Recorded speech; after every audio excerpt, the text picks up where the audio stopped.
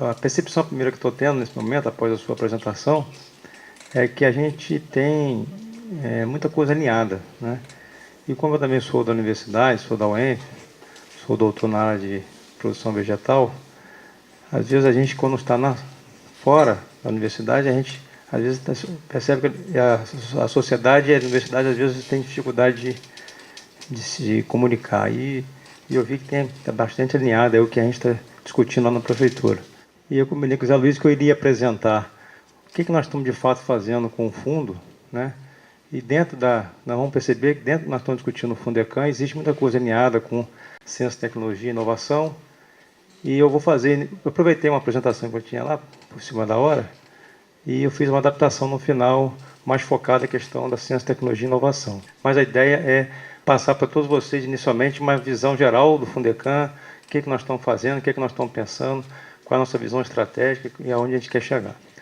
Na verdade, o Fundecam ele tem uma concepção recurso rocha de petróleo com finalidade de gerar desenvolvimento através de crédito, de financiamento.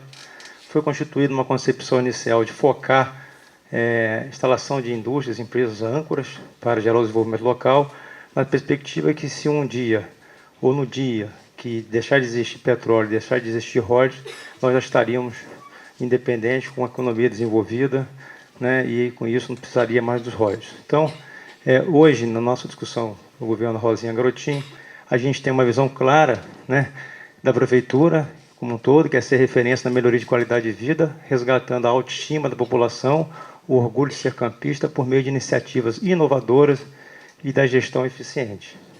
O Fundecam, propriamente dito, nós temos como visão ser reconhecido nacionalmente até 2016 como instituição eficaz de fomento ao desenvolvimento sustentável, com geração de emprego, trabalho e renda, com benefício da sociedade de Campos do Goytacazes. A nossa missão é fomentar o desenvolvimento municipal sustentável por meio da promoção de acesso ao crédito orientado e assistido para empresas, empreendedores e projetos na área de ciência, tecnologia e inovação.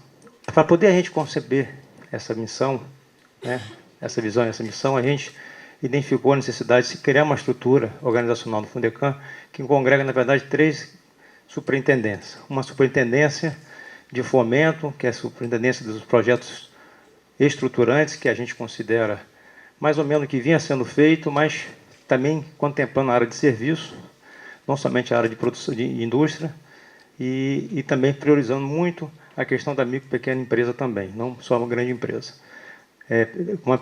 Com a percepção de promover o encadeamento da cadeia produtiva, formar organizações um pouco mais competitivas. Uma superintendência de ciência, tecnologia e inovação e uma superintendência de microcrédito. Na verdade, nós temos 3 grandes programas e tudo isso hoje já com marco legal resolvido.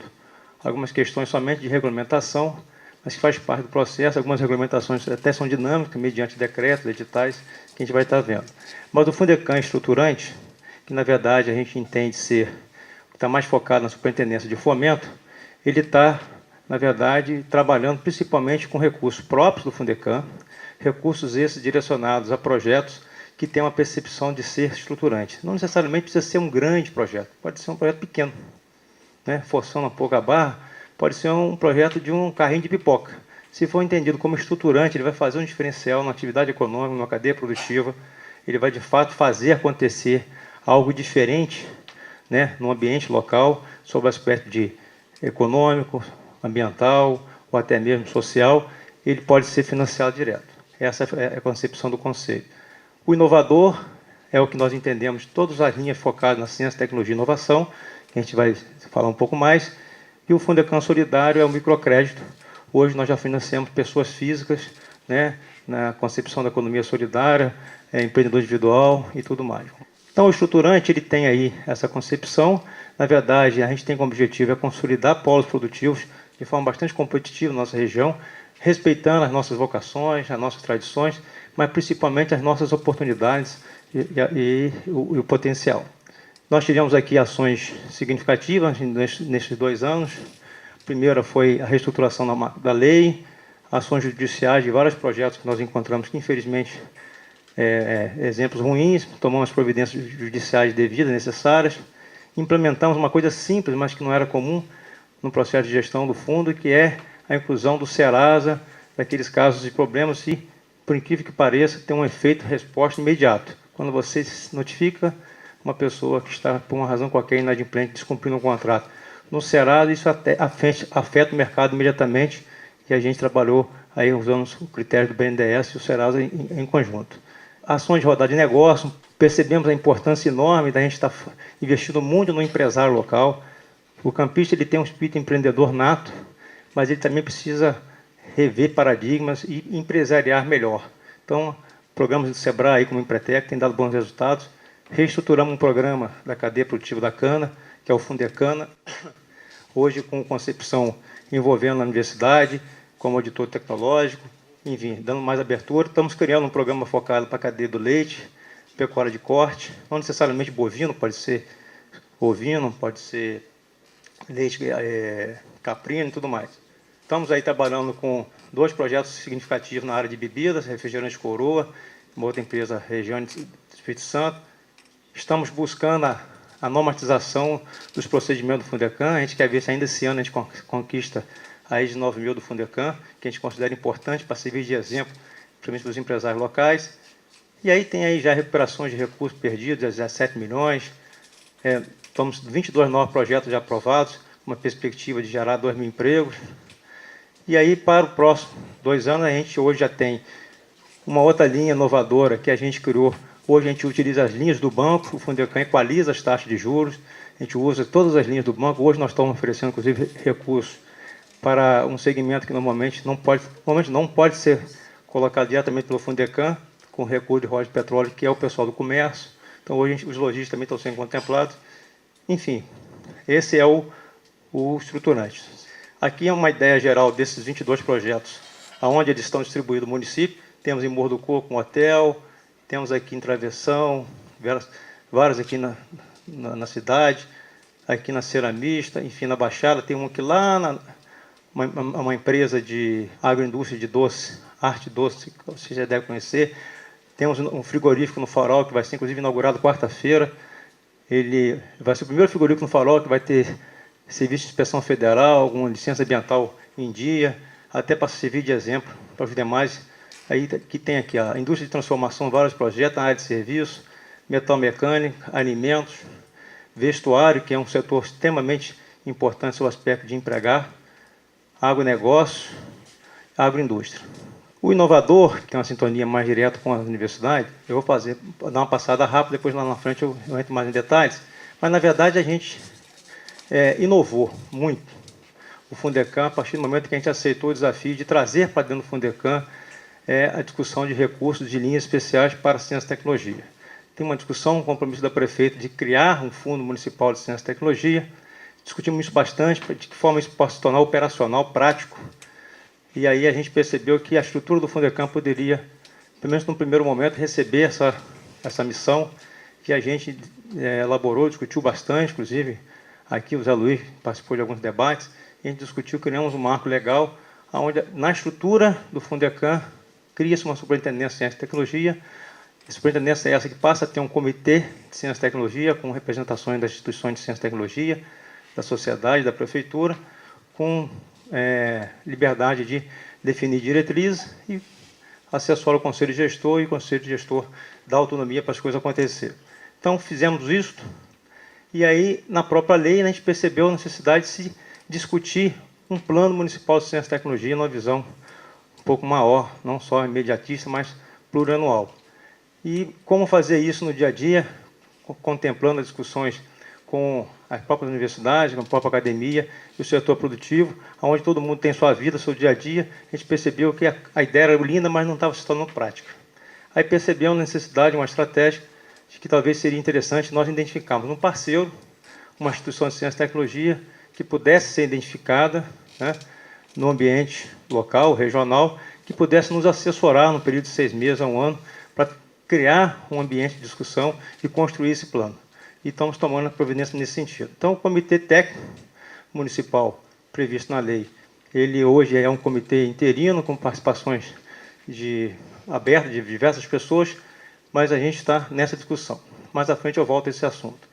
O objetivo desse processo é, de fato, a gente criar um polo tecnológico municipal consolidado, até pela disponibilidade e a riqueza que nós temos do capital de universidade e academia que já está instalado aqui e a se instalar. Ainda mais agora ouvindo uma palestra como essa, vendo esse papel do AGI aí, fantástico, dentro do que a gente imagina. Concessão de recursos do Fundecam inovador será realizada obedecendo os critérios definidos por chamadas públicas através de editais específicos.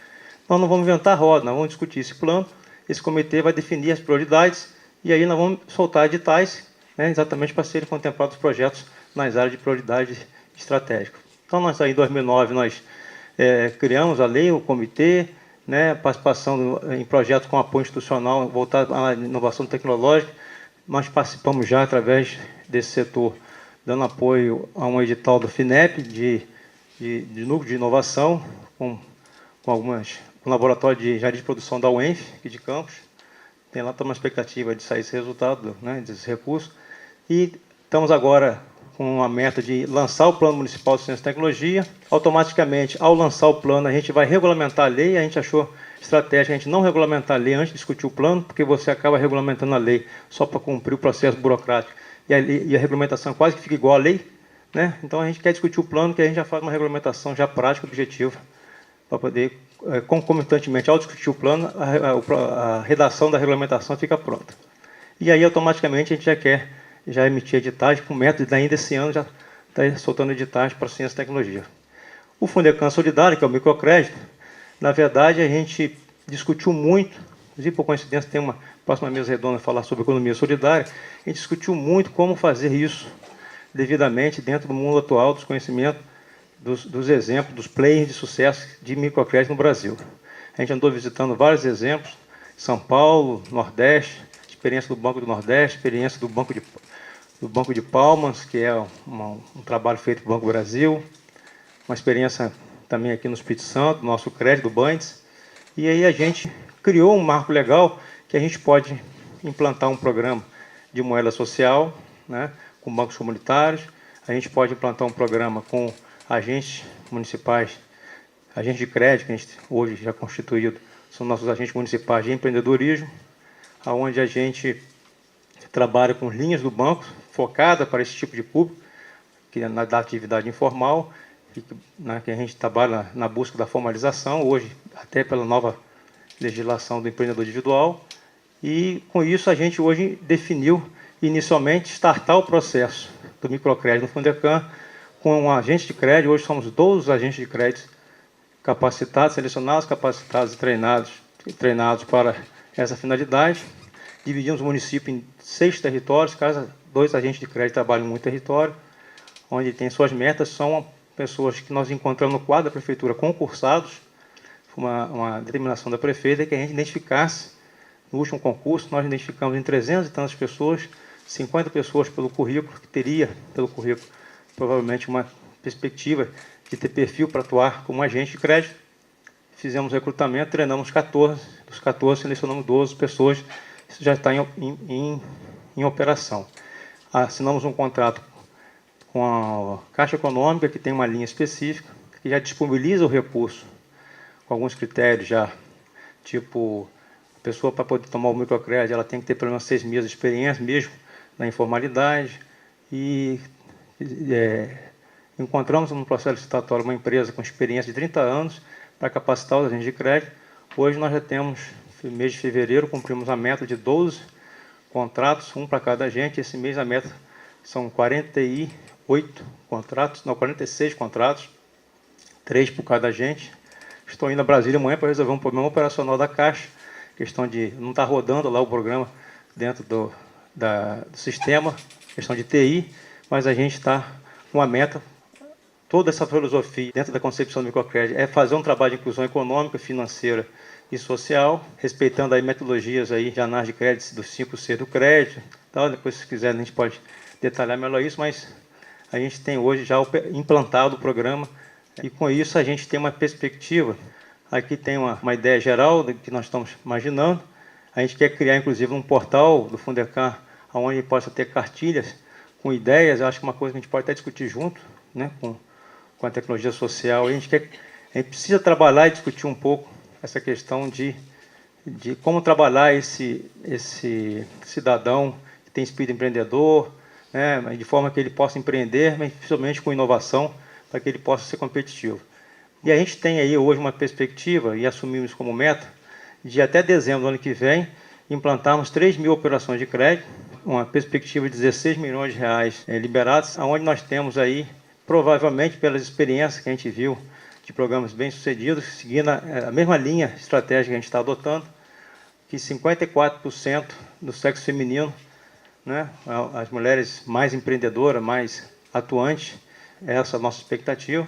Aqui tem uma expectativa aqui da faixa de idade, das pessoas que vão ser contempladas nesses 3.000, a grande maioria para capital de giro, investimento fixo e produção, comércio e serviço. Enfim, isso aqui é o que a gente hoje discutia, uma discussão estratégica que a gente imagina alcançar. Se a gente alcançar, eu acho que a gente cria um novo legado do Fundecam, cria uma oportunidade para um segmento da sociedade que normalmente sempre foi excluído, né, principalmente da questão da bancarização. E aí a gente imagina que para chegarmos a esse processo, a gente vai estar aí dando como resposta 9.000 ocupações mantidas ou geradas, mas nós vamos trabalhar com um público aí de pelo menos 55.000 pessoas, de alguma forma vão ser abordadas para se chegar a essas 3.000 pessoas. Só isso daí já dá uma discussão boa de quantidade de coisas que a gente precisa fazer para a gente poder avançar e gerar o desenvolvimento sustentável. Então, isso é o que hoje o Fundecam está fazendo, são as linhas que a gente está adotando. Esse programa do microcrédito, a gente já tem 17 contratos aprovados, são 100 e poucos mil reais. O sexo masculino está ganhando, está dando 52%. A nossa expectativa é que isso vire, que o sexo feminino... a gente esperava isso mesmo, porque no primeiro momento o homem é um pouco mais ousado, né? Não é que ele seja mais irresponsável, mas ele arrisca um pouco mais, a mulher é mais cautelosa, mas a ideia é que o sexo feminino vai dominar o processo e ela vai, no final, sobressair um pouco mais. Mas nós estamos aqui só uma questão até de curiosidade, mas aí 52, 50, estatisticamente eu acho que está igual. Aqui são um rápido histórico da questão da ciência e tecnologia, da superintendência. Nós temos aqui um incentivo expressivo na região, que é o incentivo feito pela Rosinha como governadora, na questão do ICMS. Muitas indústrias do Fundecam, Chus e outras mais, Celofar, elas vieram, tem a participação do Fundecam, mas o fator crucial de decisão foi o incentivo fiscal de ICMS 2%, que foi criado pela Rosinha como governadora, apelidada de Lei Rosinha, e que agora, no ano passado, o Cabral fez algumas adaptações, a gente chamou de Lei Cabral, mas é a mesma lei, com a questão só de alguns ajustes. Nós temos o Fundecam em 2001, né, que foi criado o fundo. Aí nós temos ações já de 2009, que nós criamos um fundo de aval no Fundecam. A gente pode hoje oferecer aval para as empresas que querem tomar crédito. A gente tem o Fundecam Solidário, que é a lei do microcrédito. Temos o Fundecam Inovador, que é esse que nós vamos estar discutindo aqui. E temos a lei do equalizador, no ano passado, que a gente equaliza as taxas do banco. Essa lei até deu uma discussão na Câmara e tal, os vereadores fizeram certo oba-oba em cima disso daí, mas, na verdade, é um programa onde a gente tem como percepção criar essa estrutura de fomento que eu apresentei anteriormente. A gente tem algumas estratégias que a gente está adotando, né, como premissas básicas, quando nós começamos a discutir como fazer nosso plano municipal de ciência e tecnologia. Então, o programa e projeto de ciência, tecnologia e inovação voltado para o desenvolvimento social e empresarial do município. A gente não pode desvincular uma coisa com a outra, quer dizer, é o desenvolvimento sustentável. Integração desses programas com as demais políticas públicas, notadamente as de educação, saúde, meio ambiente, desenvolvimento, economia e agricultura. Promoção de acesso de todos os segmentos sociais às aplicações de ciência, tecnologia e inovação. Promoção de acesso do cidadão às tecnologias de informação e comunicação. Isso hoje a gente sente muito, inclusive nesse programa do microcrédito.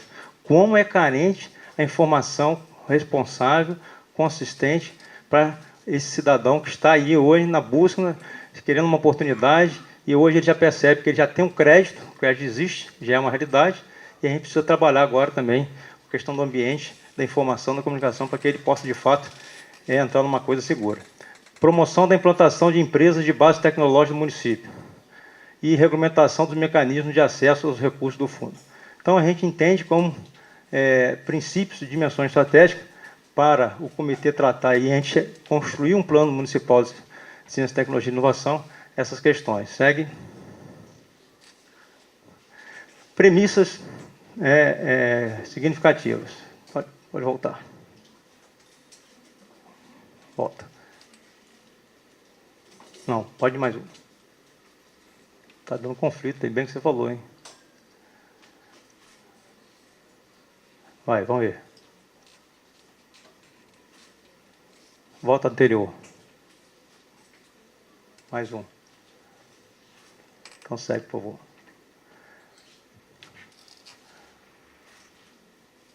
Segue. Aí. Mais um. Está dando um conflito aí. Então, o que na verdade eu trouxe aqui, está dando, bem que você falou que ia dar incompatibilidade, né, de software. O que na verdade a gente está trazendo aqui é que a gente entende para que de fato a gente possa construir, né, um ambiente sustentável de um fundo municipal com recursos de royalties de petróleo que de fato atenda o objetivo principal desse fundo, que é gerar o desenvolvimento através da geração de emprego e renda.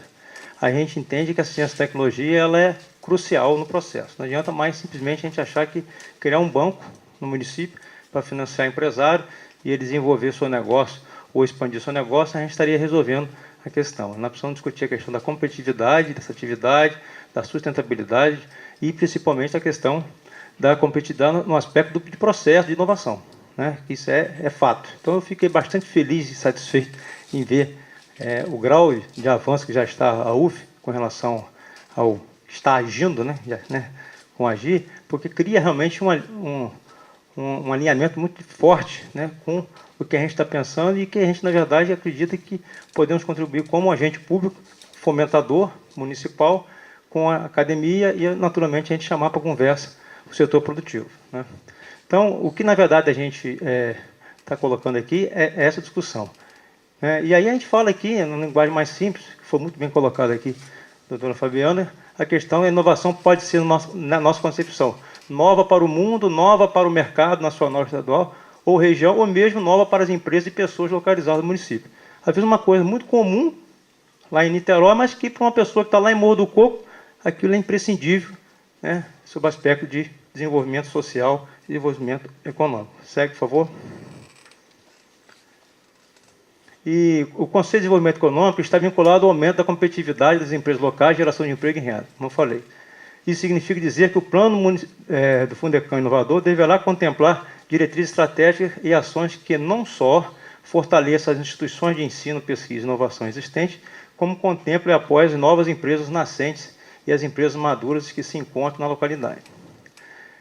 Ou seja, a gente vive hoje um momento, né, de investimentos expressivos na região, no estado, no país, né? O que está acontecendo com o investimento do Porto do Açu, né? O grande Porto do Açu, o complexo da Barra do Furado, são coisas que, né, eu estou com meus 40 e poucos anos, eu nunca vi, né, nós estamos tendo esse, eu acredito, privilégio. Se nós não estivermos preparados para colocar a sociedade para otimizar essa oportunidade, não, vai virar um caos social que, inclusive, diversos trabalhos desenvolvidos aqui pela universidade sinaliza exemplos, inclusive, de outras regiões, o que já aconteceu, que se a gente não andar rápido, não se organizar e não tiver atitudes públicas comprometidas e integradas, vai acontecer a mesma coisa que, né, já tem exemplos diversos para citar. Então, a gente entende que a contribuição nossa na questão de discutir esse plano é que a gente vai ter uma oportunidade, numa mesa redonda, de estar pontuando isso e ver que, de fato, a gente pode agir definitivamente, colocando recursos, liberando projetos. Segue, por favor.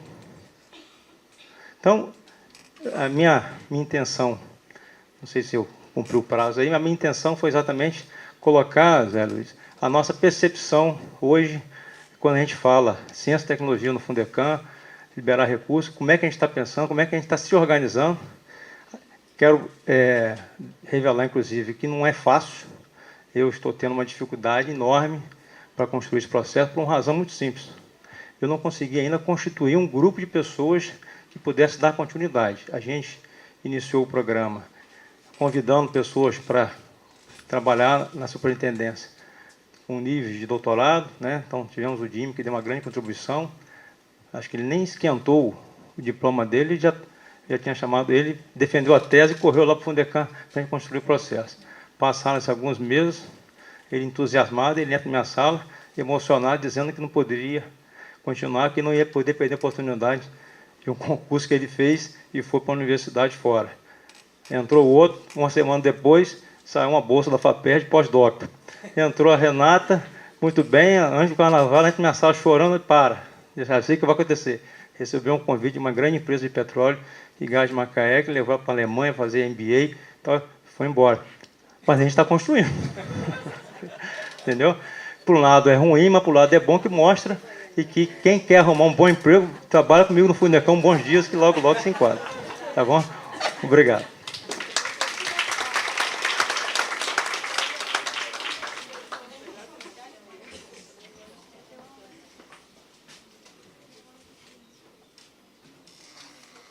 Queria chamar a Fabiana e o Crespo aqui para o debate, e antes eu vou situalizar alguns contextos.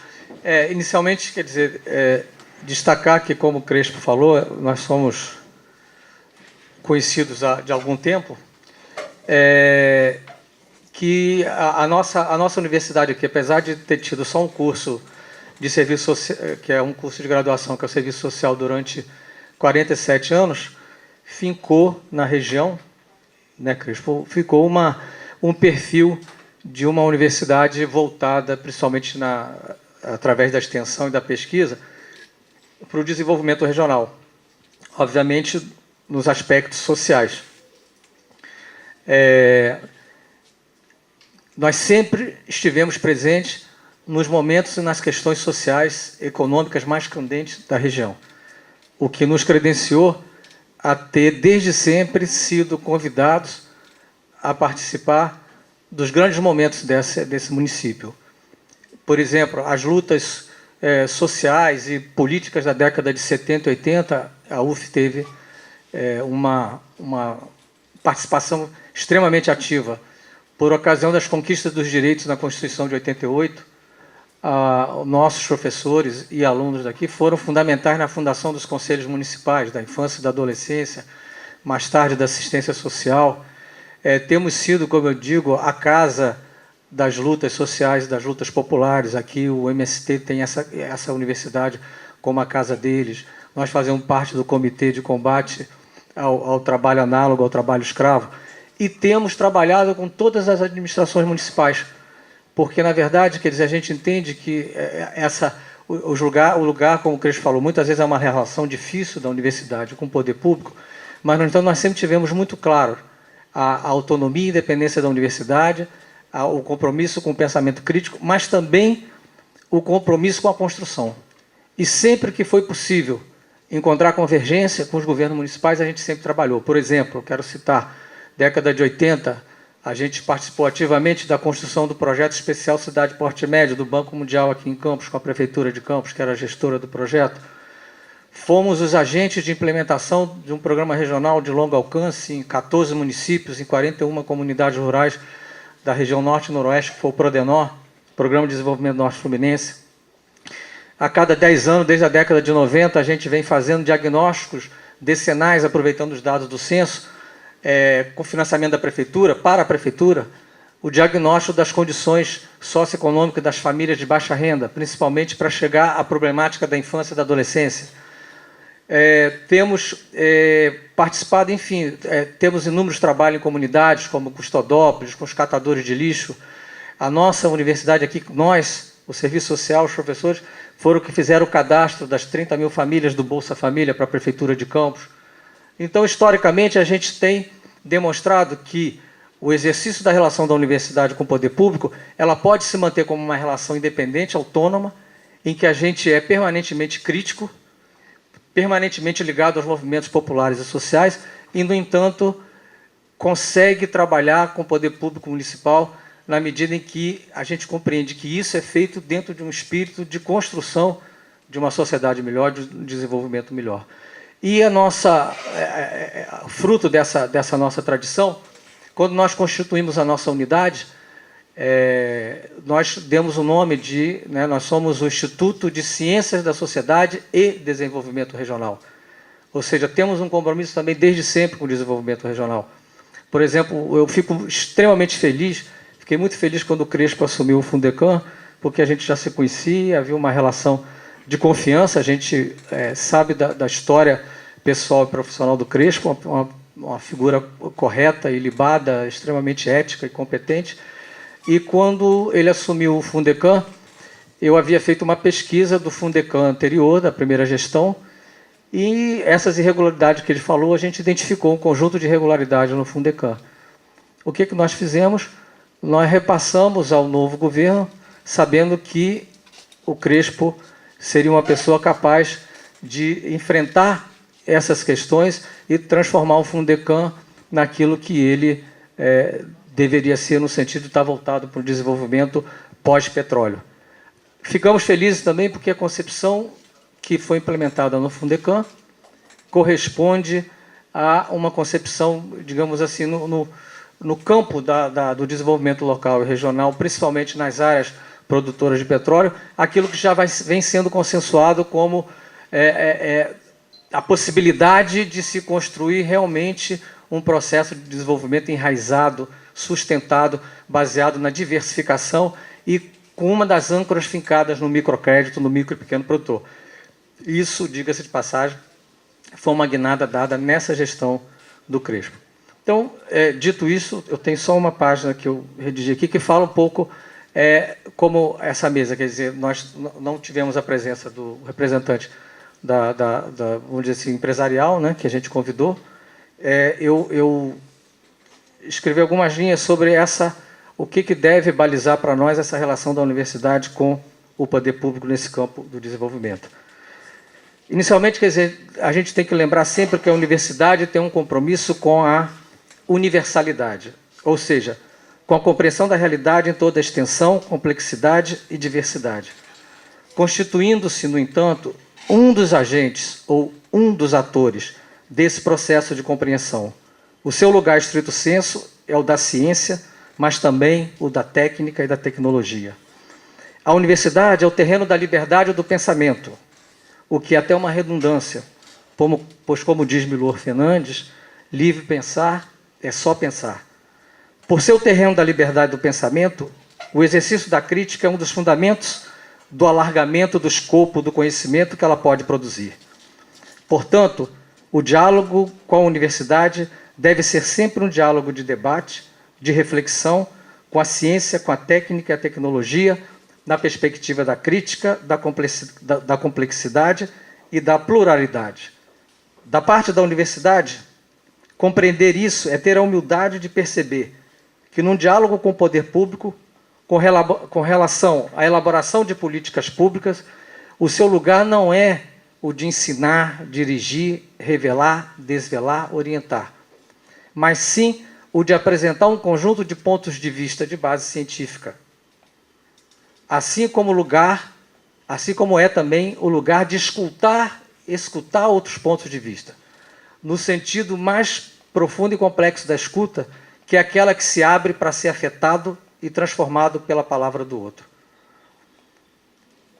Pontos de vista esses tão ricos, complexos e valiosos quanto os pontos de vista científicos prevalecentes na universidade, que estão presentes no âmbito do poder público, ligado à vivência da política, à relação com o povo, num determinado plano, onde a universidade também está presente, mas como um dos atores, um dos agentes. A dimensão político-administrativa possui racionalidades, práticas e culturas distintas.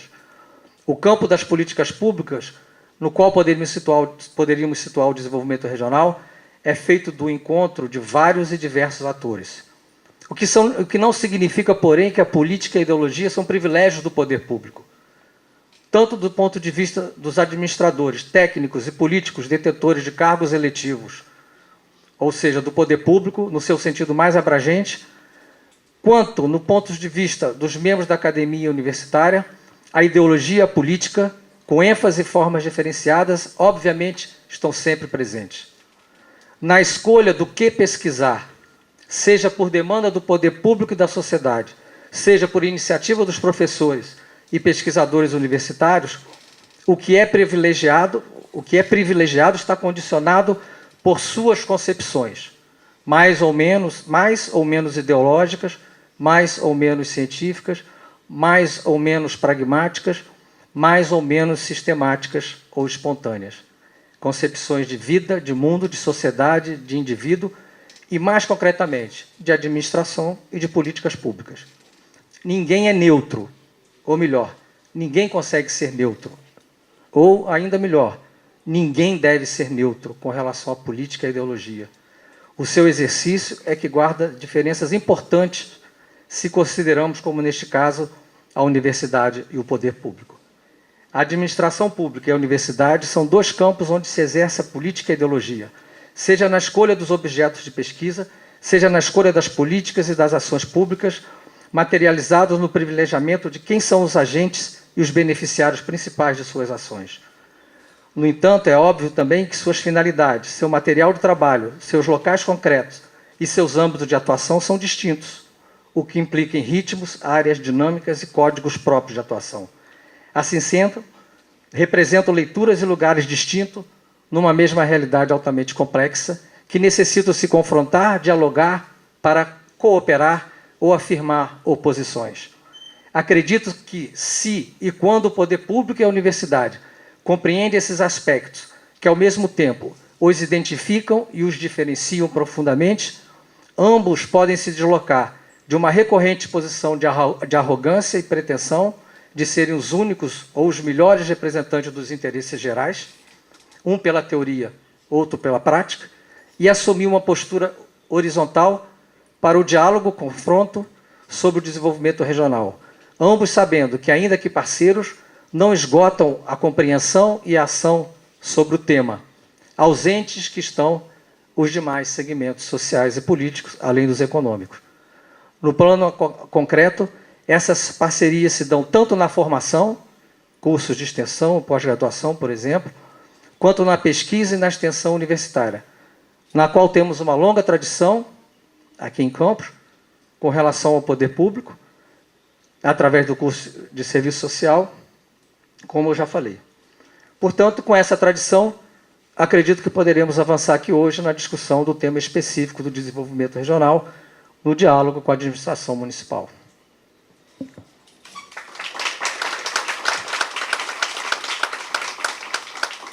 Está aberto o debate. Minha pergunta, a princípio, vai dirigida para a Fabiana. Eu me senti especialmente assim, afetada quando... Acho que José Luiz já deve estar sabendo por que... Né?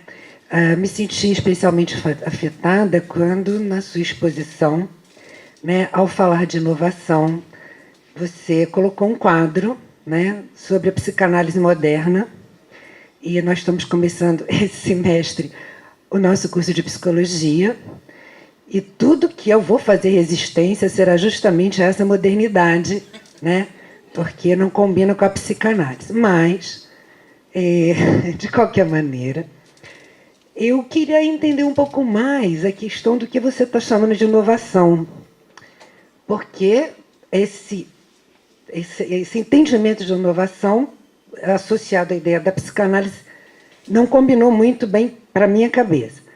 E a segunda questão é que me chamou a atenção de que a inovação ficou muito associada à ideia daquilo que é absorvido pelo mercado ou absorvível pelo mercado. Isso também doou os meus ouvidos, Fabiana. Gostaria que você falasse um pouquinho mais sobre isso.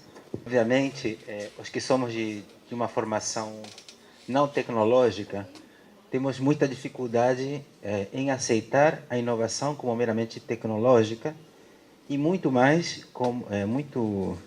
quando se trata de uma inovação econômica.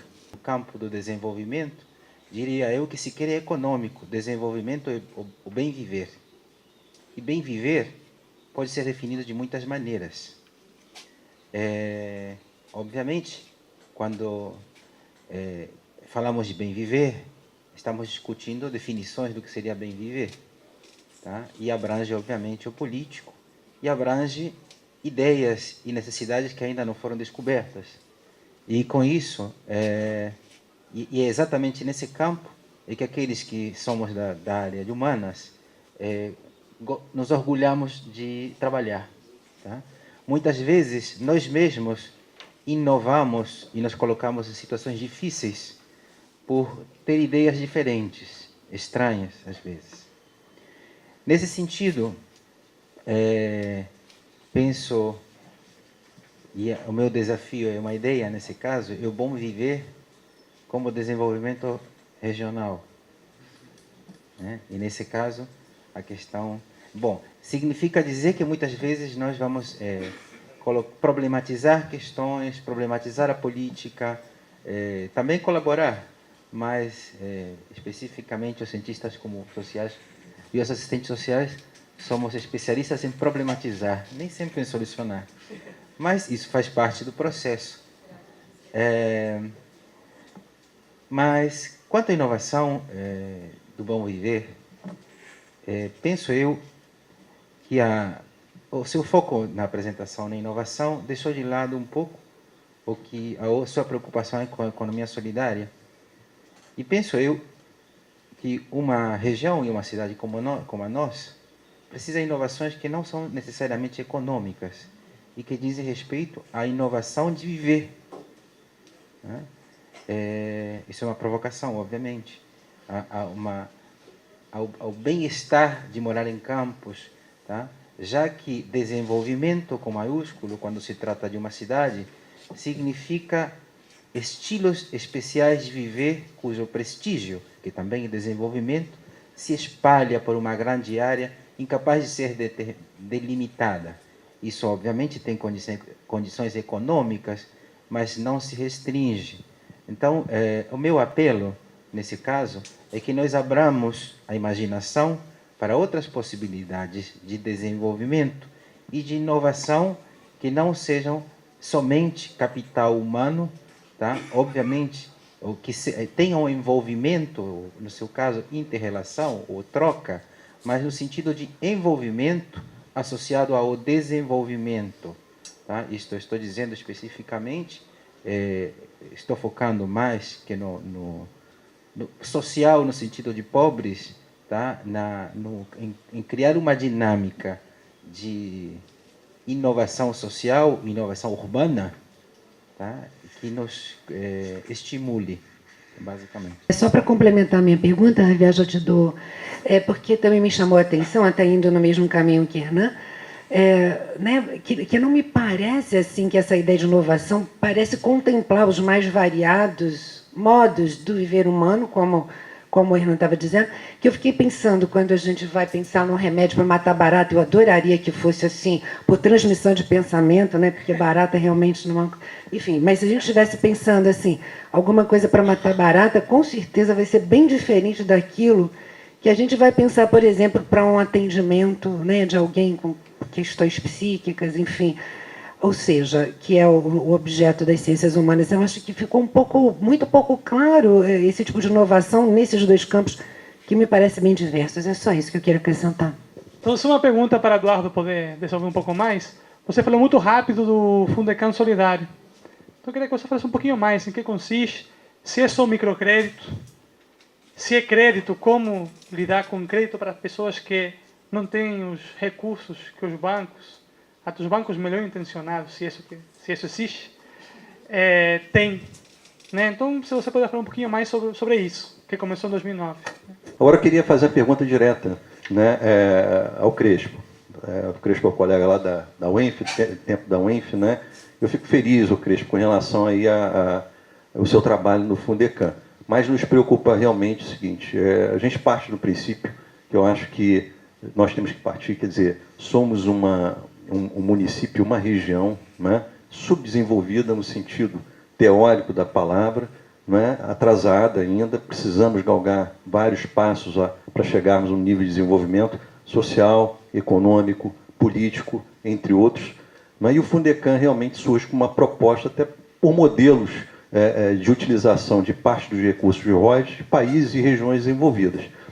E aí a minha pergunta para ti é o seguinte, o que você está conseguindo enxergar? Quer dizer, a proposta é muito boa, a ideia é muito boa, mas efetivamente, né, em termos de mudança social, o que você conseguiu ver nesse período da sua gestão em relação ao passado? questão da realidade, ela vai de encontro aqui até a posições que foram colocadas, né, em termos pela Elizabeth, pelo Hernan e também pelo Rosendo. Quando eu vejo, na realidade, quando eu estou diante de uma mesa que trata, né, de questões relacionadas ao desenvolvimento regional ou da própria universidade, né, voltada por projetos de inovação, né, mas que estejam no fundo, né, isso me parece que tem um viés, né, muito economicista, tanto por parte da prefeitura quanto por parte da própria universidade. Então, eu queria perguntar uma pergunta simples, mas complementar ao que foi comentado aqui pelos outros colegas. Quer dizer, o que a universidade pensa mais em inovação? Eu quero crer muito mais numa visão de mercado do que numa visão institucional, né, comprometida com algo mais ampliado. E da prefeitura, eu queria saber também essas inovações, esse fomento, né, ao desenvolvimento regional da prefeitura, vocês acham que, pelo viés econômico, é possível vocês corrigir essas estruturas sociais locais que são extremamente graves, né? Eu vou começar, quer dizer, respondendo a colega Elizabeth Hernan com relação... Foi uma provocação aquilo ali. Aquilo é um cartoon, né? E, na verdade, aquela provocação foi exatamente para mostrar que aquilo não é inovação. Então, eu não sei se eu me fiz bem entender. Eu acho que não. Pelo comentário dos colegas, eu acho que não fui muito clara, né? O que eu coloquei ali é que, às vezes, a pessoa pode ter uma ideia, né? Mas aquilo nunca vai ser absorvido. E o absorvido, quando eu falo absorvido, não é só mercado, é absorvido por sociedade, é absorvido por uma comunidade.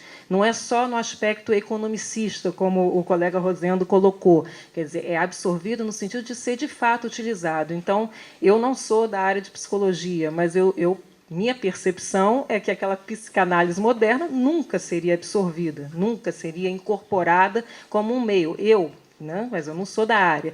E, pelo que eu percebi, eu acho que dificilmente seria, né? Pelo comentário, que não seria mesmo. Mas eu coloquei aquele cartoon, da mesma forma do cheeseburger com angioplastia, porque nunca ninguém vai comprar um cheeseburger associado a possibilidade de ter... Quer dizer, pode até saber que o cheeseburger gorduroso, né, pode causar, né, o problema nas artérias, mas ele não vai comprar as duas coisas casadas nunca. Então, foram provocações, da mesma forma do matador de barata, né, do papel higiênico, né, do acendedor de cigarro com uma lente, ninguém vai comprar isso, não existe. Por que eu coloquei aquilo ali? Para mostrar que, às vezes, as pessoas podem ter ideias. Ali eram brincadeiras, né? Mas podem ter ideias e que, se aquilo ali não virar, de alguma forma, uma coisa realizável, e realizável né, ou um produto em que a gente vai consumir esse produto, né, ou uma coisa que possa ser aplicável numa comunidade que não está, a gente não está querendo o bem-estar social, o bem-estar da forma de viver desse grupo, né, aí sim a gente vai considerar isso uma inovação. O Crespo colocou questões, por exemplo, você pode ter uma inovação que não é inovação, de repente, numa determinada região, e que, para outra, ela representa uma inovação. Por quê? Porque ela não foi aplicada, aquela tecnologia, aquele processo, aquele método. Por exemplo, ele citou algumas coisas interessantes, você colocar uma moeda social, quer dizer, isso pode ser uma inovação, né, dependendo de onde está sendo aplicado e para quem está sendo aplicado, né? Então, é uma novidade e ela só representa essa boa ideia ou essa boa invenção, né, seja ela qual for, ela só vai representar a inovação quando ela é incorporada, absorvida, ela é de fato utilizada. E aí, eu não sei se eu estou tentando, não sei se agora estou sendo mais claro ou não, né? A ideia de absorvido é que é de uso. Né? E uso pode ser produto, pode ser uso no sentido da indústria produzir aquilo ali, pode ser uma coisa técnica produzida, uma coisa que nós, como consumidores, vamos utilizar e, obviamente, vai melhorar também o nosso dia a dia, né? Como a Elizabeth colocou, né? Eu posso ter um método de matar barata que não afete o meio ambiente, que não atinja a gente, é uma tecnologia que é boa para nós, né? E pode ser uma coisa que vai ser utilizada e que não tem nenhum valor econômico. Então, a visão que nós temos enquanto inovação dentro da universidade, e que foi também é uma visão também que a gente, de certa forma, que é uma discussão muito ampla, como o Zé Luiz colocou, né? O próprio programa de bolsas de iniciação do CNPq, quando nós fomos colocar as áreas que nós gostaríamos, né, de contemplar como bolsas de iniciação, inovação e desenvolvimento tecnológico, e falamos das áreas sociais, o CNPq falou assim, não, é só tecnológica. E eu falei assim, não, não é só tecnológica. A tecnologia ela pode dar suporte para resolver problemas de cunho social e não apenas de cunho empresarial e econômico, né? Então, eu acho que a gente está falando a mesma linguagem. Talvez eu não tenha me expressado corretamente ou da melhor forma em termos de passar a mensagem do que nós queremos, né?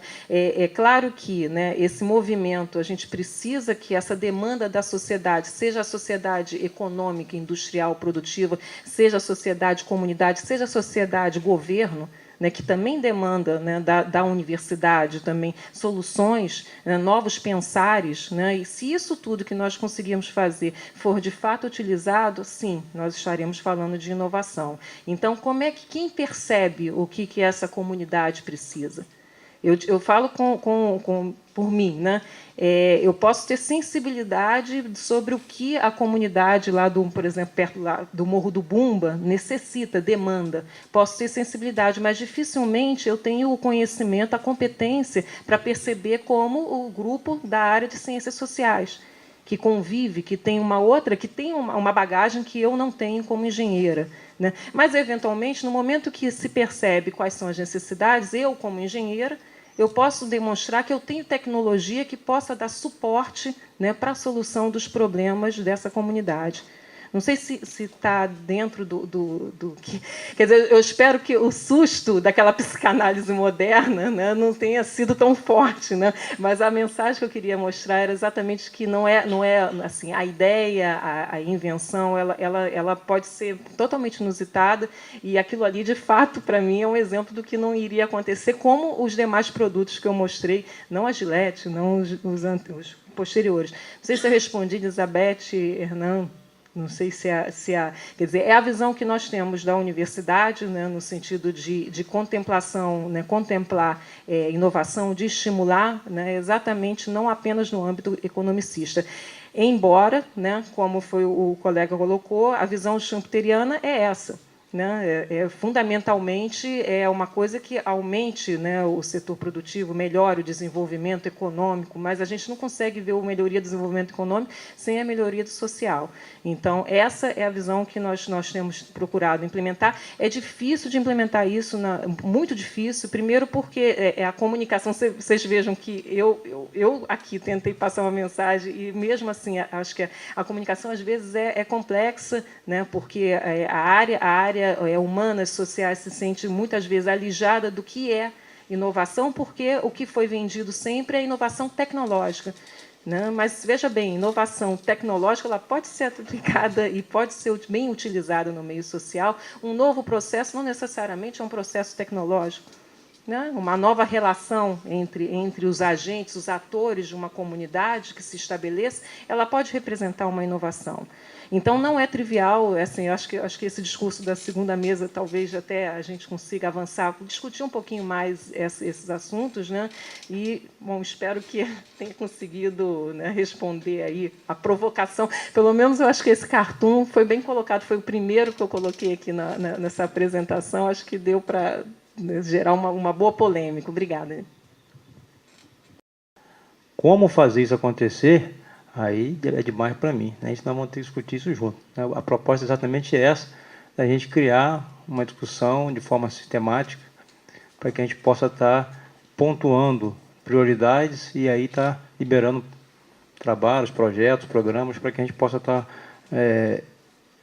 alcançando. Mas, na verdade, o que a gente quer realmente é discutir de uma forma transparente, democrática, né? O governo, junto com a atividade do setor produtivo e a academia, o que nós temos, que nós imaginamos, que nós queremos ser lá na frente. Então, estou tentando ser bastante objetivo para poder não prolongar muito aqui, porque o Luiz vai me dar um beliscão aqui, o tempo está passando.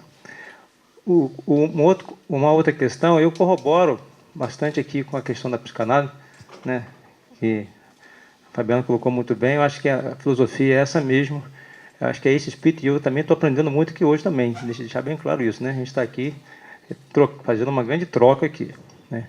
Pelo menos eu estou recebendo, não sei se eu estou passando uma, mas estou recebendo bastante coisa.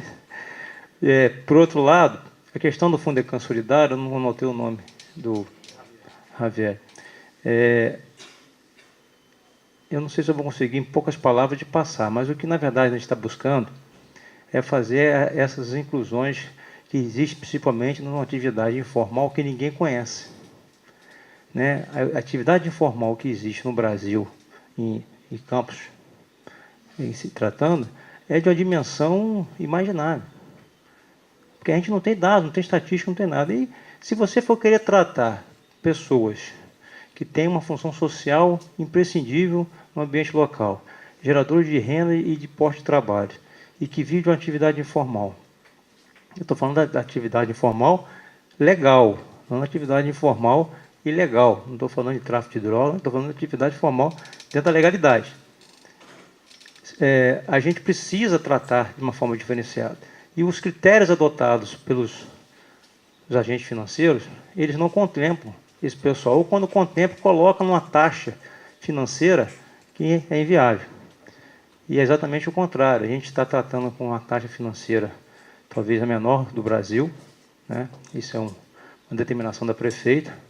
Mas também não adianta fazer isso, senão você cria um processo de especulação natural. Porque nós somos seres humanos e todo mundo quer buscar, né, uma vantagem, alguma coisa. Então, existe todo um critério, um processo. Quero deixar o Fundecam extremamente aberto. Eu, pelo tempo, não vi que eu não trouxe número nenhum, tem todos os números lá.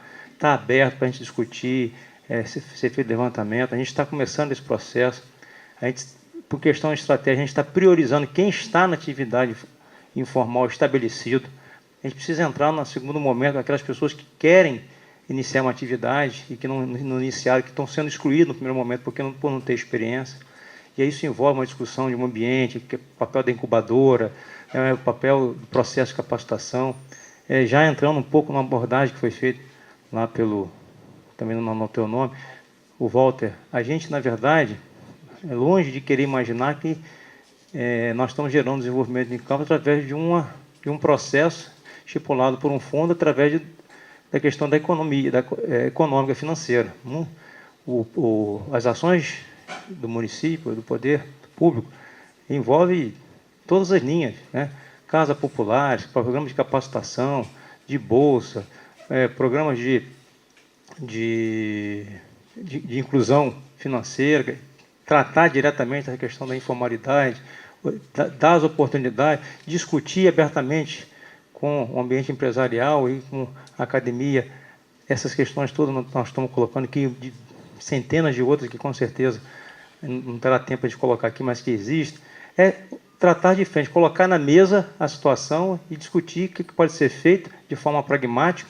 A inovação, ele é uma pauta real, verdadeira, né? A gente não pode deixar isso para depois, tem que tratar nesse primeiro momento, porque a gente não pode perder a oportunidade que está acontecendo hoje nesse mundo veloz que está acontecendo, exatamente por causa das inovações, das tecnologias. São as redes sociais que estão aí, tem diversas outras coisas que estão acontecendo a olhos nus, né? E que a gente tem conhecimento disso e não temos nenhuma pretensão de achar que vamos resolver tudo. Mas nós precisamos saber o que somos e o que nós temos que percorrer com prioridade. A gente quer discutir isso aqui com a universidade. Essa questão, essa orientação, determinação que a prefeita me deu quando ela me convidou para restaurar o Fundecam e tentar trazer um modelo um pouco mais objetivo. E aí, já dentro da colocação lá do Roberto, o que a gente, na verdade, fez foi o seguinte: nós mudamos o modelo. Nós entendemos que a busca do desenvolvimento através do Fundecam, ela tem que ser uma discussão endógena e não exógena. O que acontecia no passado é que se dava um valor enorme de pessoas que vinham de fora, com processos, né, fantásticos, que da noite para o dia iria resolver um problema de emprego social local.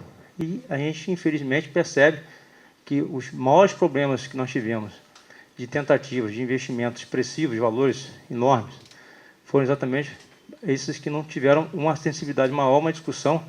Eu vou pegar um exemplo clássico, o Fundecam, que é a marca do Fundecam. Fábrica de macarrão em Baixa Grande.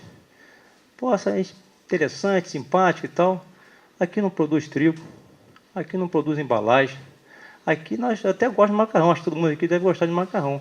Mas a marca é de fora, enfim, problema seríssimo trabalhista, um monte de questões. Eu não vou entrar aqui na questão da gestão pública, porque senão é só isso que daria uma pauta grande de discussão. Mas a verdade é que o erro foi ter aceito esse tipo de modelo. A Celofarm, um outro exemplo.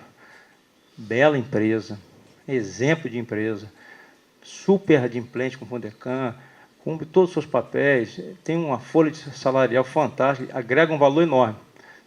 Se você for analisar dentro da discussão, ela não agrega muito valor local, mas hoje já existe, a gente está querendo potencializar, trazer novos, o que ela consome de produtos e de serviços.